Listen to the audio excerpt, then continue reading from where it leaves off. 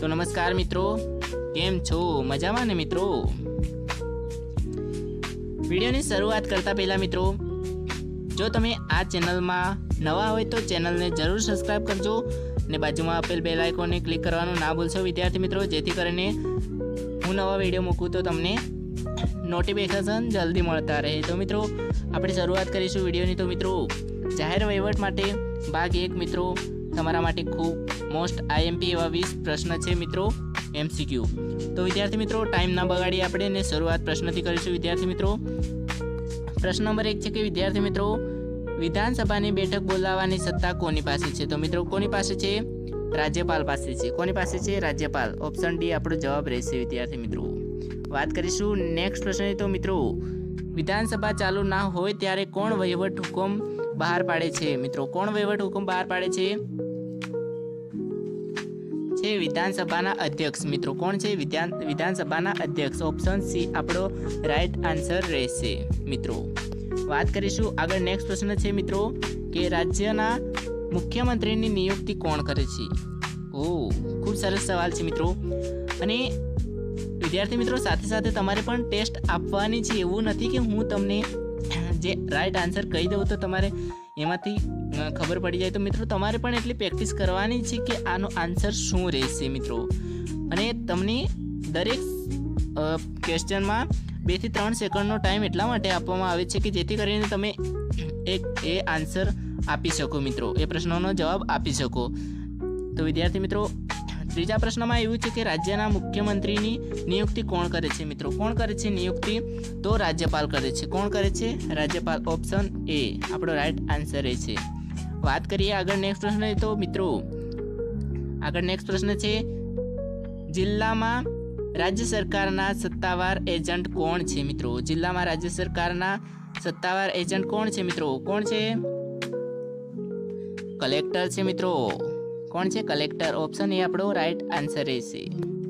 વાત કરીશું આગળ નેક્સ્ટ પ્રશ્ન। તો મિત્રો જિલ્લાના વહીવટી તંત્રના વડા કોણ છે? વહીવટી તંત્રના વડા કોણ છે મિત્રો? જિલ્લાના મિત્રો, તાલુકાના નથી કીધા। તો મિત્રો આપણો રાઈટ આન્સર રહેશે કલેક્ટર। કોણ છે મિત્રો? કલેક્ટર। ઓપ્શન બી આપણો જવાબ રહેશે। વાત કરીશું આગળ નેક્સ્ટ પ્રશ્ન। તો મિત્રો ગુજરાતમાં મામલતદાર સીધા કોના હેઠળ કામ કરે છે? મામલતદાર કોના હેઠળ કામ કરે છે મિત્રો? તો પ્રાંત ઓફિસર્સ। કોણ છે મિત્રો? પ્રાંત ઓફિસર। ઓપ્શન એ આપણો રાઈટ આન્સર રહેશે। આગળ વાત કરીશું નેક્સ્ટ પ્રશ્ન છે મિત્રો 73માં બંધારણ સુધારાનો અમલ કઈ તારીખથી થયો હતો? કઈ તારીખથી થયો હતો મિત્રો? 1/6/1993। ઓપ્શન એ આપણો જવાબ છે મિત્રો, 1/6/1993 સાચો ને મિત્રો? વાત કરીશું આગળ નેક્સ્ટ પ્રશ્નની। તો મિત્રો આપણો નેક્સ્ટ પ્રશ્ન છે પંચાયતી રાજનું ઉદ્ઘાટન કયા રાજ્યમાં થયું હતું? કયા રાજ્યમાં થયું હતું વિદ્યાર્થી મિત્રો? રાજસ્થાન। ઓપ્શન ડી આપણો જવાબ રહેશે રાજસ્થાન। વાત કરીશું આગળ નેક્સ્ટ પ્રશ્ન। તો મિત્રો આપણો નેક્સ્ટ પ્રશ્ન છે પંચાયતી રાજ જેવા શબ્દ પ્રયોગ કોણે સૌપ્રથમ પ્રચલિત કર્યા હતા? પંચાયતી રાજ એવા શબ્દ કોણે પ્રચલિત કર્યા હતા મિત્રો? તો એ શબ્દ કોણે પ્રચલિત કર્યા હતા? જવાહરલાલ નહેરુ। કોણ હતું મિત્રો? જવાહરલાલ નહેરુ। ઓપ્શન બી આપણો જવાબ રહેશે। તો વિદ્યાર્થી મિત્રો આગળ નેક્સ્ટ પ્રશ્નની વાત કરીશું આપણે, ટાઈમ ન બગાડીશું। ગ્રામ પંચાયતની મીટિંગની નોંધ કરવાની જવાબદારી કોની છે? કોની છે મિત્રો? ગ્રામ પંચાયતની મીટિંગની નોંધ કરવાની જવાબદારી કોની છે? તલાટી કમ મંત્રીની। કોની છે મિત્રો? તલાટી કમ મંત્રીની। ઓપ્શન એ આપણો જવાબ રહેશે રાઈટ। વાત કરીશું આગળ નેક્સ્ટ પ્રશ્ન। તો મિત્રો કયા કાયદા હેઠળ ગૌચરાની માલિકીની રાજ્ય સરકારની હોય છે? ગૌચરાની માલિકી રાજ્ય સરકારની હોય છે, કયા કાયદો હોય છે મિત્રો? તો એ મહેસૂલ જમીન મહેસૂલ ધારો હોય છે વિદ્યાર્થી મિત્રો। કયો છે? જમીન મહેસૂલ ધારો। એ જમીન મહેસૂલ ધારાના આધારે ગૌચરાની માલિકીની રાજ્ય સરકારની હોય છે મિત્રો। ઓપ્શન એ આપણો જવાબ છે। વાત કરીશું આગળ નેક્સ્ટ પ્રશ્ન છે મિત્રો ભારતમાં સૌપ્રથમ મહાનગરપાલિકાની સ્થાપના ક્યાં અને ક્યારે થઈ હતી મિત્રો? ક્યાં અને ક્યારે થઈ હતી મિત્રો? તો મદ્રાસમાં થઈ હતી 1687માં. ક્યારે થઈ હતી? મદ્રાસમાં 1687માં થઈ હતી મિત્રો.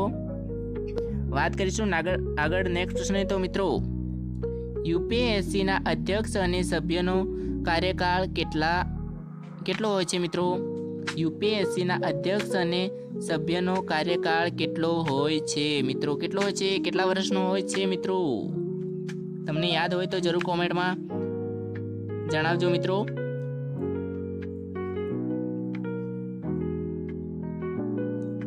આપણો રાઈટ આન્સર રહેશે મિત્રો 6 વર્ષનો હોય છે મિત્રો. યુપીએસસીના અધ્યક્ષની સભ્યતાનો કાર્યકાળ 6 વર્ષનો હોય છે. રાઈટ આન્સર બી રહેશે આપણો. વાત કરીશું આગળ નેક્સ્ટ પ્રશ્ન તો મિત્રો, અખિલ ભારતીય સેવાના પિતા તરીકે કોને ઓળખવામાં આવે છે? કોને ઓળખવામાં આવે છે મિત્રો? સરદાર વલ્લભભાઈ પટેલ. કોણ છે વિદ્યાર્થી મિત્રો?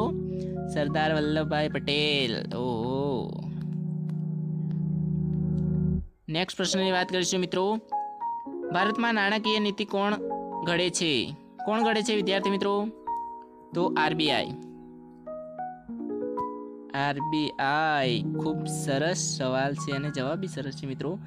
તો મિત્રો આપણે જો આવા પ્રશ્ન થોડું કરીએ ને વિદ્યાર્થી મિત્રો, તો પેલું કીધું છે ને કે વિદ્યાર્થી મિત્રો ટીપે ટીપે સરોવર બંધાય, એમ આપણે પણ ટીપે ટીપે સરોવર બાંધવાની છે મિત્રો.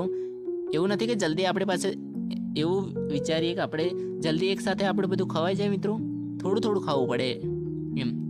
એટલે મિત્રો વાત કરીશું આગળ નેક્સ્ટ પ્રશ્ન તો મિત્રો, ઇન્દિરા આવાસ યોજના IAY નો આરંભ ક્યારે થયો હતો મિત્રો?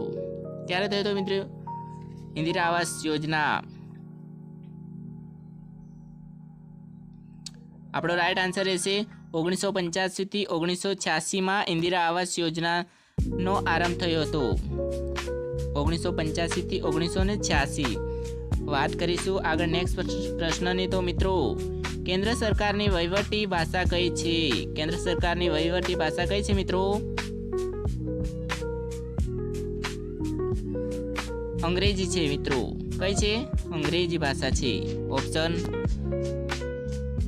બી આપણો રાઈટ આન્સર રહેશે મિત્રો. કેન્દ્ર સરકારની રાષ્ટ્રીય ભાષા કઈ છે? અંગ્રેજી છે મિત્રો.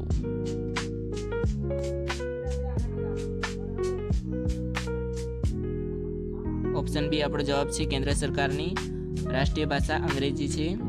વાત કરીશું આગળ નેક્સ્ટ પ્રશ્નની તો મિત્રો, ભારતનો મુખ્ય વહીવટી ટેક્સ કયો છે? ભારતનો મુખ્ય વહીવટી ટેક્સ કયો છે મિત્રો? તો જીએસટી. કયો છે? જીએસટી. ઓપ્શન એ આપણો જવાબ રહેશે જીએસટી, ગુજરાત સરકાર ટેક્સ. વાત કરીશું આગળ નેક્સ્ટ પ્રશ્નની તો મિત્રો, ગ્રામ પંચાયતનો વહીવટી કામ કોણ સંભાળે છે મિત્રો? કોને સંભાળવાનું હોય છે મિત્રો? આપણો જવાબ છે તલાટી કમ મંત્રી. સી. કોણ છે મિત્રો? તલાટી કમ મંત્રી. ઓપ્શન સી આપણો જવાબ રાઈટ રહેશે મિત્રો. વાત કરીશું આગળ નેક્સ્ટ પ્રશ્નની તો મિત્રો, કેન્દ્રીય માહિતી પંચની રચના કોણ કરે છે મિત્રો? કેન્દ્રીય માહિતી પંચની રચના કોણ કરે છે? રાષ્ટ્રપતિ. કોણ છે મિત્રો? રાષ્ટ્રપતિ.